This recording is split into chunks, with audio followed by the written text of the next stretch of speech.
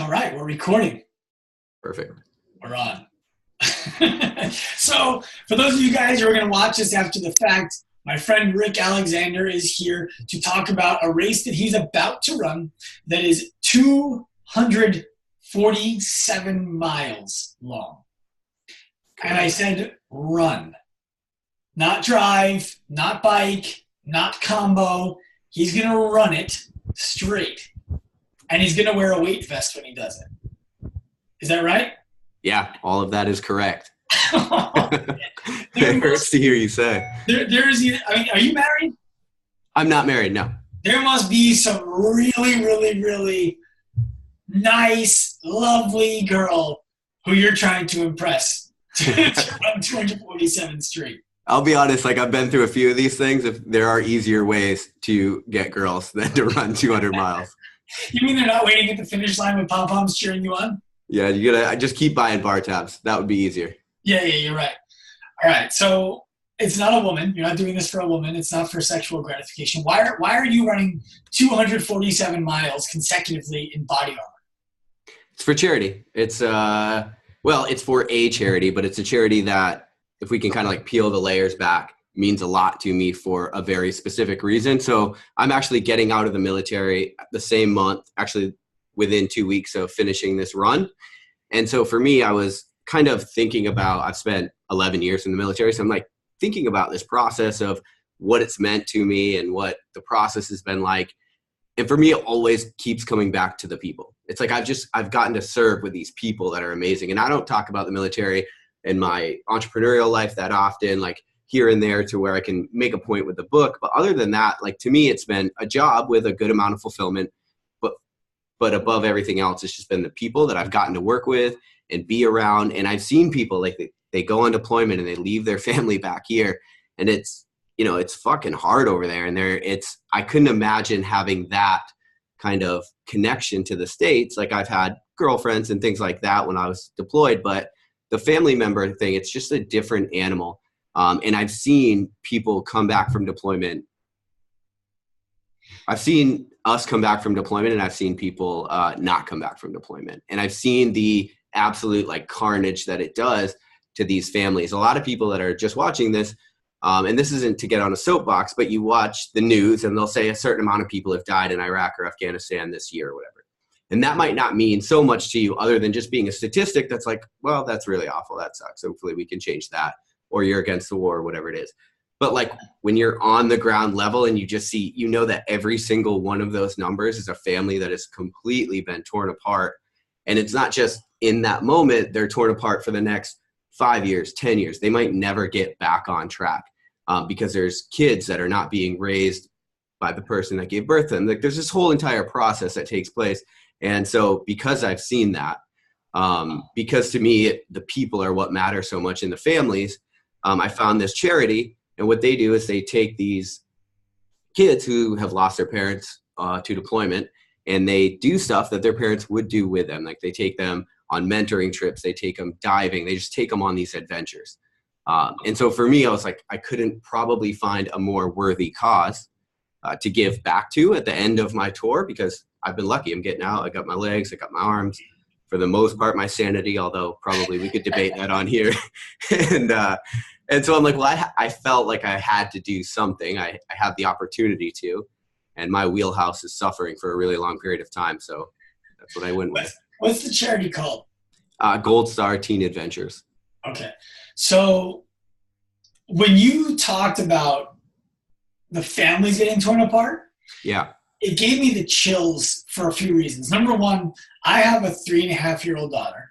I have a 1 year and 3-month-old daughter. I have 4 months now. I have another daughter on the way. Oh, congratulations. Thank you. She'll be here in December, allegedly. And,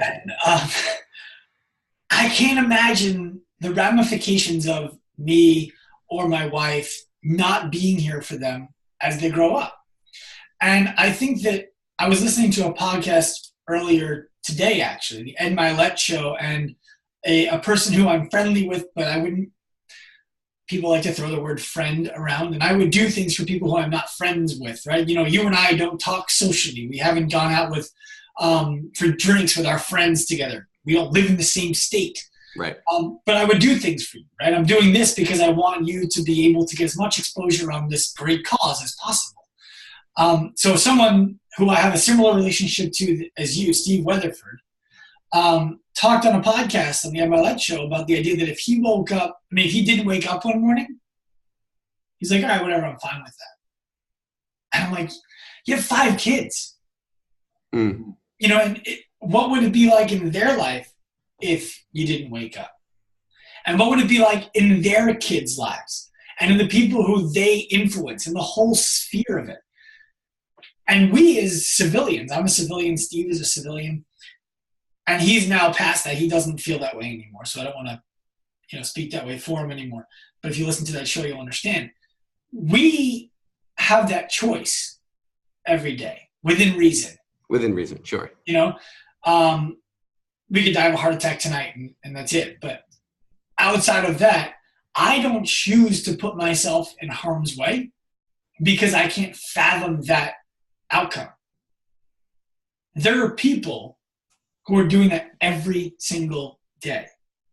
Right. And I don't think that any of us can actually conceptualize what that must be like for the mom of 3 kids to get the call that daddy's not going to be around anymore.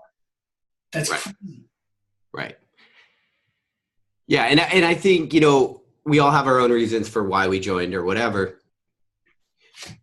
But I guess I joined when I was 19. Like I didn't know necessarily, I knew what I was getting into. Everybody knows what they're getting into. But once you're there, once you realize, once you see families getting pulled apart and you realize like I said, it's not, when they don't wake up the next day, it's not that it's right there. That's that day sucks, but it's every day. These people are trying to put the pieces together for the next 10 years and try to lead some semblance of a normal life after that. And that's what I think is so damn difficult. And when I say the people I served with, when I say it's the people, that's exactly what I mean. It's these are people that are shouldering that burden of knowing that they've got a family and they've got a wife and they've got kids and they're still going to work and doing that.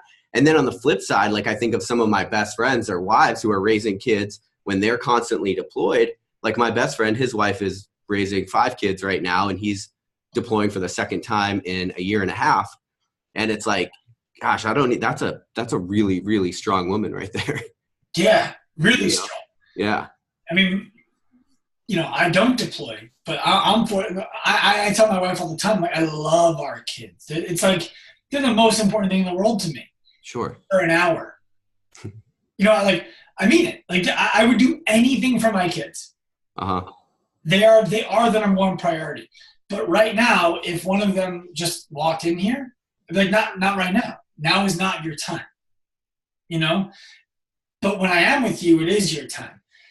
But for me, it's difficult energetically to spend more than an hour or 2 focusing on somebody else's life that's not mine. That's just the truth. It's not something I'm proud of. It's not something I'm not proud of. It's just the truth. But these people, my wife, for example, handles the kids all day on the weekend, all night. She makes it so I don't have to, so I can do dad things in a clear and present mind. I can't imagine not having someone helping me do that, especially when I've had someone helping me do that. Mm-hmm. And if my wife was military and she went away and didn't come back, or even worse, I imagine sometimes they do come back and they become another dependent. Yeah, very much so. And what's interesting too, it's you and I, we get to make decisions about the world that we live in. We get to choose what we do with our time and our schedules and stuff like that. I think the reason that I'm so drawn toward the children in particular is they're sort of just thrust into this situation, right? We're doing our best to give them a roadmap to how to figure out how to navigate the world. And then all of a sudden it's by the way, that person that was helping you navigate the world is no longer here. You're just put in this situation as a kid. You need to figure out how to get through that and what to do. And you have a terribly incomplete roadmap. And so I think the reason that that I'm so drawn toward the children, the charity that, you know, affects the children in particular, is because they're just really victims of the choices that we're all making. And even if the choices that we're making are admirable, that doesn't mean the kids aren't victims. Yeah, I'm with you. And, you know, I might be going out on an island when I say this, but I have a lot of respect for our military. That's not the island. And I feel like when they go to war, when you go to war, whether it's in Iraq, Afghanistan, wherever, you're going so I don't have to. And you're going to protect me. People are like, oh, well, they're in Afghanistan. That's not protecting you. If we pulled out, like, whatever, bad things happen over there, but it doesn't come over here. It does come over here. So to me, when somebody goes over there and gets hurt or needs medical care or is killed, it is, at least in part, all of our responsibility to help that family out of it. Because he died for all of us. Yeah, I mean, obviously, I completely agree. But and it's hard because you delve into the political realm when you start talking about this. But we definitely saw what happens when you pull out, like when we pulled out of Iraq and we got ISIS and all this stuff. And it's like, you definitely can see the ramifications of these things. We're in this position now, whether we like it or whether we don't. And the only way that we defend this position and continue the life that we have is because valiant people are down to go over there and do the bidding that we don't want to. Well, and I mean, in some ways it's political, but in other ways it's reality. I'm not a Republican. I'm not a Democrat. I think some of the things that Trump does are ridiculous. And I think some of the things he does are smart. Like, people making fun of him for the space thing, whatever. I think it's smart. Yeah. That could be where things go next. But that all aside, why did you decide, you know what, instead of just like making t-shirts and selling them for charity, instead of running a marathon, instead of running a 50 or 100, I'm going to run 247 fucking miles in a row in a weight vest. Where did that come from? Well, you know, part because I believe so much in this cause and these kids and what we're raising money for, that I just wanted to make a fucking statement. And to me, a marathon didn't make that statement. Beyond that, I think, you know, if I could make t-shirts, I could do whatever, but if I stick to my wheelhouse, it's like, what do I have the ability to do? That's suffer for a really long fucking time. And, you know, we can talk about this one in particular because there were some personal reasons why I chose such a long event and the body armor and stuff like that to grow as an athlete and as a human. But then that stuff aside, like, this is sort of my wheelhouse. I know I could make the most impact by doing this. And I think it gets people's attention. It's like, wait, what? Like, I think maybe I went too big because some people are having trouble fathoming like the ridiculousness of this. But yeah, the first time I saw it, I was like, oh, he's going to run 247 miles. Like, wait a minute. I had to go back to it. I'm like, wait, no, I'm misreading that, or he miswrote it. Like, there's no way he's running that straight. Yeah. So, first of all, it's not a sanctioned event, right? You didn't sign up for something. You're just doing it. Right. I will track it so that people can see that I did the entire thing and the way that I did it. But yes. So let's get into the personal reasons. Why the body armor? Why 247? So we'll start with last year. I went on your show and I talked about I ran a 205-mile run around Lake Tahoe. Well, that was the hardest thing I had ever done up until that point. But one of the things I realized is in that race, there was a lot of climbing, there were a lot of mountains, but there were certain things that I could not have done without. Like, I couldn't have done without my crew.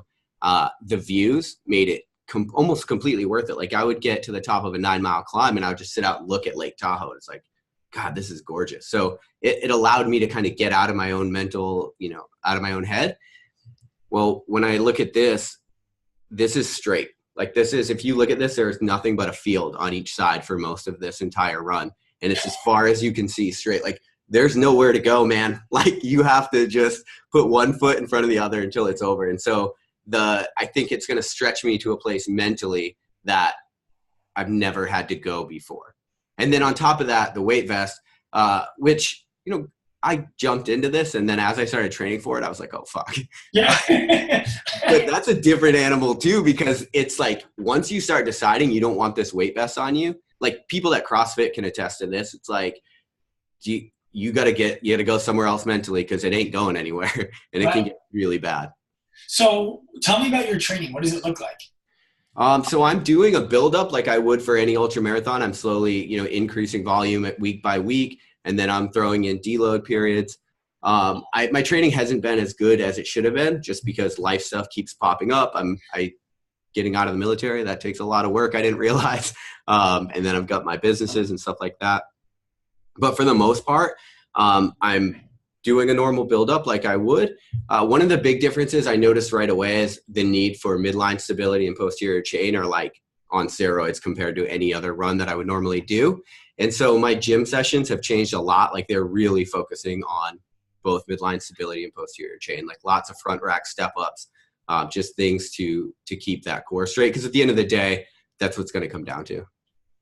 So how long do you think this is going to take? I want to do it in under 100 hours. So I'm trying to go off, there's some people that do these really big challenges and they don't take into account the community. Well, there's an ultra running community that has like standards for stuff. And so for me, I want to keep it to that standard. I think 105 to 115 hours would be what would be given for a 247 mile run. And so that's my goal, is to be sub 100 hours. It's my personal goal. And I'm going to, like I said, I'm going to track the whole thing so people can see it and be like, he didn't get in a car, because there are people that do that. and yeah, so sub 100 hours, what I'm hoping for. Okay. And are you going to sleep? Yeah, probably. I'm doing it straight through, like I'm not doing a stage race where I run 50 miles a day or anything like that. Right. But in Lake Tahoe, I decided not to sleep. And that decision cost me a lot of time, because I started hallucinating really badly. And you just get in a really, really bad place mentally without sleep. The flip side of that is it only takes 1 to 5 minutes to reset yourself mentally of sleep. And so because I'm going to be on the side of the road that's trafficked and I don't want to get hit by a car, I'm going to shut it down and sleep a little more than I normally would, just so that mentally I stay a little bit more aware of what's going on. Can't be hallucinating in a highway. Yeah, how long is that? Like you say you're going to sleep a little bit longer, but you just talked about 1 to 5 minutes. So how long are you really going to sleep for? Well, I might get like some 20, I'm not going to sleep more than 30 minutes ever, but probably 15 to 30 minutes, depending on how I feel, for sure. And you're going to have a crew with you to make sure that A, you don't die, and B, you don't fall asleep in the middle of the road? Yeah. Yep. I'm going to have a crew with me. They're not going to shadow me the whole entire time. Through some dangerous spots, they'll be behind me. And then there are certain people that are coming out to run different sections with me. And actually some of the kids that went through this charity that are now teenagers and a little bit older, like 18, 19, they're going to run some of the last legs with me. Dangerous areas. Yeah, like highways. Places you definitely should not be running fatigued. Okay. Yeah. Okay.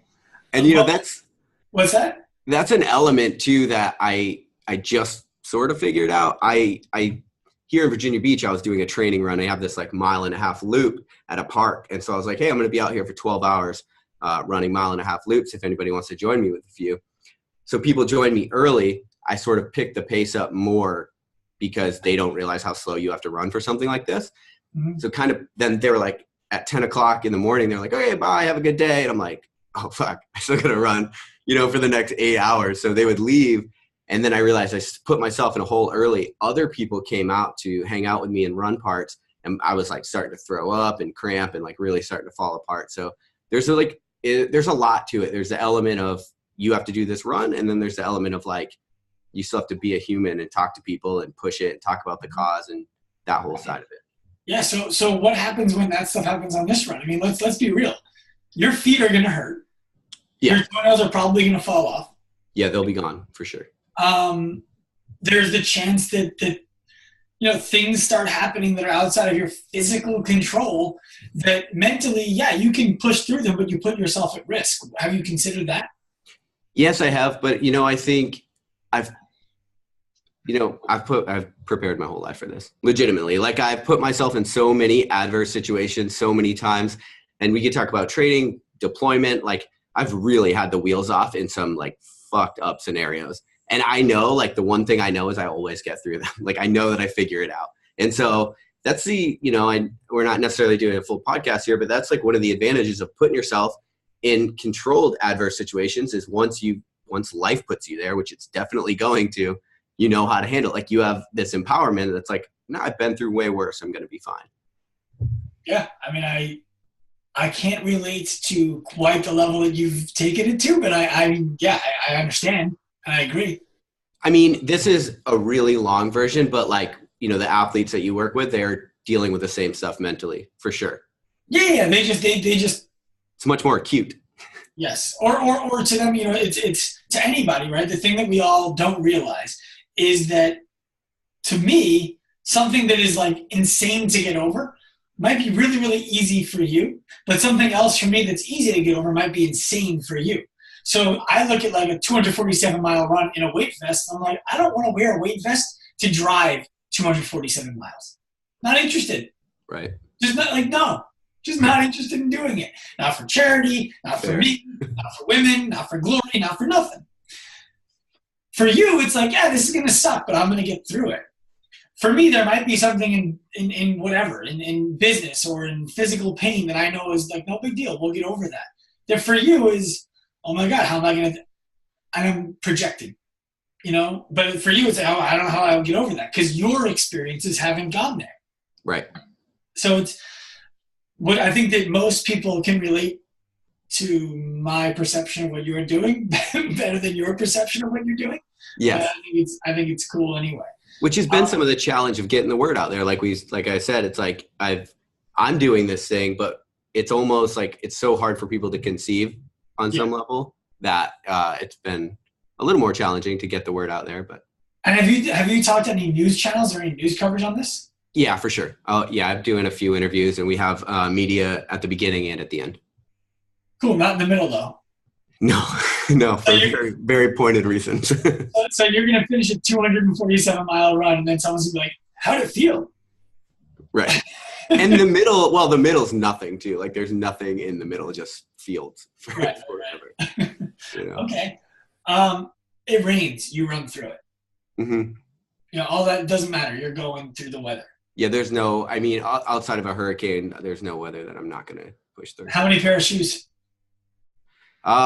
So I'll have 3 pairs. One size will be one size too big for me right now. Right. So when your feet swell up, you can fit in them. Yeah. I didn't do that in the last 200. I was like, I'm not buying a new pair of shoes just for this. And, I got to a point where I couldn't get my shoes off. So it was either cut these off and then try to tape them back on or run it. And I decided to just run it. And it caused some like really, really bad issues. Some neurological stuff, I bet. Yeah, maybe, but definitely like I had trench foot from all the blood that got stuck inside of the shoes. It was like being in liquid. There were some things going on. Oh, okay. Yeah. Okay, so to kind of bring this to a close for people, because I think that we've covered the importance of the cause. If money doesn't get raised for this charity, people's kids who are left behind by veterans of war that are being fought for us, whether you agree with the war or not, somebody is over there dying so that you don't have to. There is no draft right now. But there's no draft because people are going. Right? I mean, yeah, very true. Yeah. If you don't want to go to war, then thank a soldier who went that you didn't have to worry about the draft because they went for you. Yeah, especially in the 2000s. I mean, straight absolutely. Up what happened. And if you're like, oh, I wouldn't go in the draft. Cool. Then, no problem. You can move to Canada. You can move to Mexico, Europe, wherever you want to go. I'm not judging you for that. But recognize. You didn't have to. What's that? But you didn't have to. Right. Exactly. You didn't have to go. So somebody left and fought a war and didn't come home. And it's not even about them. It's about their wife or their husband, their kids, kids, the way that entire family and the community that they lived in is affected. And in my opinion, and I know in your opinion, it is our responsibility as individuals to pick those families up. So tell me again the name of the charity, how people can donate to them, and everything that they would need to know. We'll make sure the link is provided anywhere that this video gets posted, but tell me what I need to know so that I can help people donate to this cause. Yeah, cool. So Gold Star Teen Adventures is the name of the charity. I set up a link. It's rickalexander.com/GSTA, as in Gold Star Teen Adventures. Super easy. As soon as you click on that, it'll bring you to the GoFundMe where we're raising money. And, this is what I'll say. I knew that I wanted to give back to this specific cause. And when I talked to Jessica, who owns Gold Star Teen Adventures, I realized that she was someone who lost her husband and is doing this because she saw what it did to her kids, and her partner is doing the same thing. And that's sort of, these are people on the ground floor that have been affected and their lives have been affected. And they're doing this because they see the importance of it. Has nothing to do with this is not Wounded Warrior Project. They're not driving Ferraris. They're not making money off this thing. It's like a 93% of the money gets to the actual kid that they're running. And I might be wrong, but it's in the 90s. Right. So I would just say, like I said, whether you agree with the war or not, like these kids, they had nothing to do with it. They just were put in a situation, and now they've been given an incomplete roadmap. They got to figure out how to get through the rest of their lives. And so now we have an opportunity to help make that right, because people like Gold Star Teen Adventures are willing to do their best to help them pick up those pieces. And so, I'll be running this on October 10th. I start at 9 a.m. I pray to God I'm done by the 13th late or 14th early. But you don't, like I said, you never had to deploy. You don't have to deploy. You don't have to suffer with a weight vest. You don't have to do anything, but you can still help out with this cause just by going to that link, and $5, $10, like $20, doesn't matter. It's all going directly to the kids, and we've made sure it's earmarked for that. I love that. Now, make sure I get those links so that I can type them out and make them prevalent. So for sure. And is there anything else that you feel like you need to leave these people with? No, I think that's why I'm doing it. And that's why I care that they know about it. All right. Well, I'll pledge I'm going to donate. So I'm in, and I'm hoping that everybody who watches this will be in. And guys, I say this and I mean this because I know that we get asked all the time to donate money to charity, right? And my typical rule is that we don't, just because every charity is worthy. Every charity is a worthy charity. Whether you think that they give all the money to the right places or not, they are all worthy charities. Somebody gets helped by all of these charities. Every one of them could give you testimonials and success stories of what happened because of them. So it's difficult because everybody's asking you money. And so when do I say no? The reason that I'm going to donate to this one is I support you and the action that you're taking. You're not going on some walk with thousands of people holding snacks and like laughing it up and having a fun day and rallying about it. Not that there's anything wrong with that. It's just a little bit less profound. Yeah. Number two, it's for a cause that frankly I understand is something that I value, because I want, now that I have kids, it's fucking insane to me to think about them not having a mom or them not having a dad when they could have. So I'm in. I agree. And I appreciate that. No problem. All right, Rick. Thank you, man. I'll wrap it up. I'll put this on the Instagram TV, which we both love. Yeah. I'm going to see it on YouTube right away, on Facebook, and we'll make sure this is out there. Sounds great. I really appreciate you taking the time. Of course, man. My pleasure. Cool. Thanks, guys. Wait, I'm going to stop.